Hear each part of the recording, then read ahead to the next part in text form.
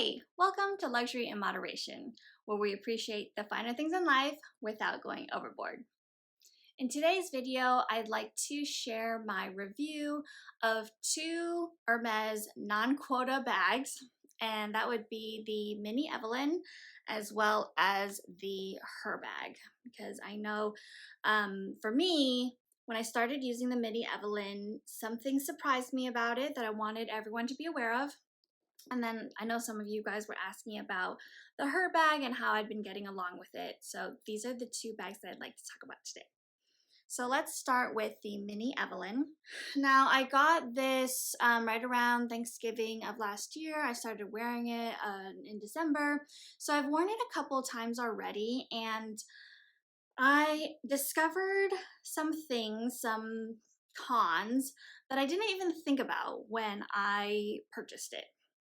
And usually, when I buy a bag, I do a lot of thinking about it. I do a lot of research about it. But the mini Evelyn was a different situation because I never thought I would get one. I knew that they were in very high demand. I don't love playing the Hermes game. I'm not good at it. I'm a very private person. I don't talk that much, so it's really hard for me to establish like a strong relationship with an SA. So I've been very, very lucky to be offered a lot of handbags, but I never tried to chase one, if you know what I mean. For all my Hermes bags, especially the super popular ones, I never wanted to try to get them in store, like the mini Lindy. I wasn't gonna try to pre-spend or all of that in store and try to get offered in store. I'm like, I can't compete with everyone else. I'm just gonna go buy it secondhand. So I did my research online in secondhand stores and I bought it there. For the mini Evelyn, again, I did not consider that I would ever get one offered from the store, so I never researched it. My store did have the medium-sized Evelyn one time, so I tried that on, and it was fine. I was like, it's a big bag, and my husband was like, doesn't look that cute, so never considered the bigger size. I did think the small size was adorable, but again, I knew it was really popular. I just thought oh, if anyone's gonna get offered in store, it's not gonna be me, so don't even think about it. It's not gonna happen, and I'm not going to buy something like this secondhand because it's just, it's a pretty simple bag. I don't need to go chasing after it. So when I was offered it in store, I was like, oh my God, this is so great. Never thought this would happen. Let's buy this popular bag because everyone seems to love it and it's super adorable, right? Didn't think much about it. Didn't think about the practicality of it. I was like, yes, I know it's pretty small. It's not going to hold a lot of things. That's pretty obvious.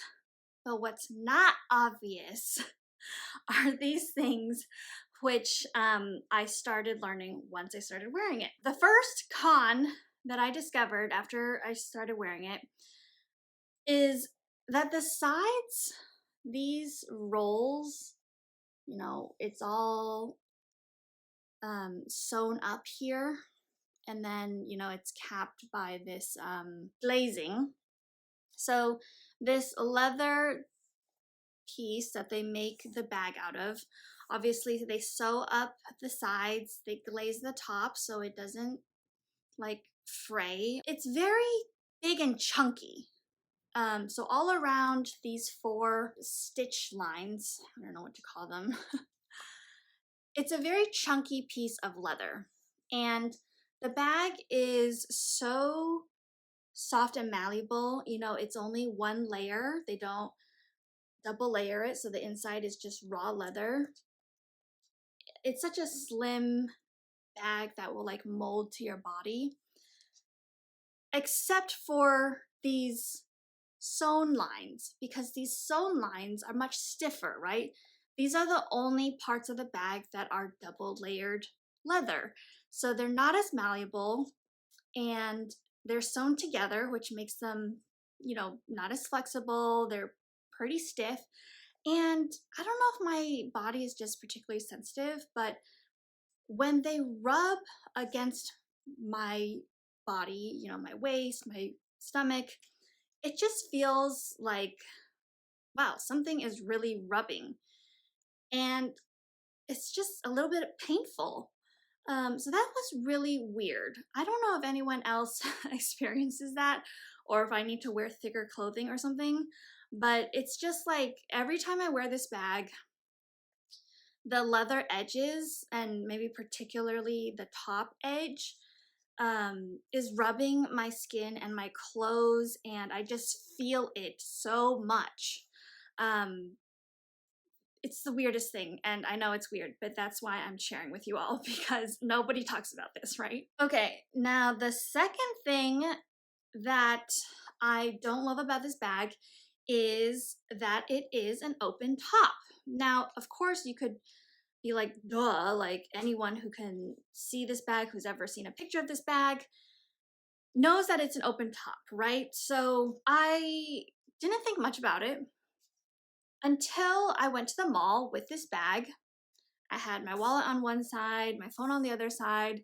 It's really the only thing you could fit in here, right? And I just felt so conscious that like all these people in the mall, it was very crowded, could just reach in and pull out my phone or reach in and pull out my wallet. And, you know, there's a lot of places where I could take this bag where I feel like I wouldn't be self-conscious about that, like a park where people are more spread out. I don't feel like someone's just walking past and could like in 2 seconds go in and out of this bag. But am I going to take a white bag to the park? Not really, right? So I'm thinking when I use this bag in just slightly more crowded places, like I'm so conscious that it's like it goes straight down, right? There's no zip in it, and my wallet just happens to be like this big, so it could easily slip in and out. I guess if I used a full-size wallet, the middle class would like make that a little bit harder for pickpockets, but still, it's like didn't think about it until I was actually using it in a crowded place. So just something to be conscious of. If all you're doing is like, let's say walking in New York City, that's where you live. If you're worried about pickpockets, maybe not the best bag for you. Then the last thing is not really a con, but just an interesting observation. Hermes has always said that the dotted H design is supposed to be the back of the bag, right? This is supposed to be the front of the bag. But everyone knows that everyone wears it like this, right? Because you like to see the H. I think it's beautiful. When I store my bags, I hang it with the H outward because I think it's pretty. But I actually like wearing it like this more. And the reason why I like to have the H face inward is not because I think this plain side is more beautiful. Actually, I do think it's quite boring. But because this button opens up like this, right? So as I reach down and I need to grab something, I can just unsnap it, reach in and grab something, snap it back. Versus if I wore it with the snap on the inside, that's just so much harder to get into, right? Like I have to like make my hand do a weird shape and then like put it back on the inside. So it's just so much easier when I have the button on the outside. So just another consideration. If you're thinking that you want this bag and you want to wear it with the H outward, that might not be the case if you are like me and you like to undo the button and do the button like that. Again, still super cute, but not the most extraordinary bag. It can't fit a lot. It's a bag where you should actually think if you want to spend your hard-earned money on. All right, so moving on to the Herbag. One of you guys asked me, how I'd been getting along with it, if it's easy to use or not. I still think it is, and now knowing that I really love crossbodies with top handles, I've really thought of how many times I can use this, how easy it is for me to take out for a lot of different things. I will say it's a touch big, so I do prefer still my Louis Vuitton Pochette Métis, that one, because it's just a little bit smaller. I don't feel like it's this gigantic thing. because I don't carry that much. But I do love having this bag as my bigger alternative. I can just really throw anything that I need in here. I still think that the back zipper is so clutch. Like, love throwing my phone in here. Sometimes I have both my work phone and my personal phone, so I can throw 2 phones in here. Parking tickets, whatever. Most of the time, you know, I don't touch the singles at all when I'm in the car and I'm like throwing my bag around. I don't even really close this that much. So sometimes it's really just hanging open.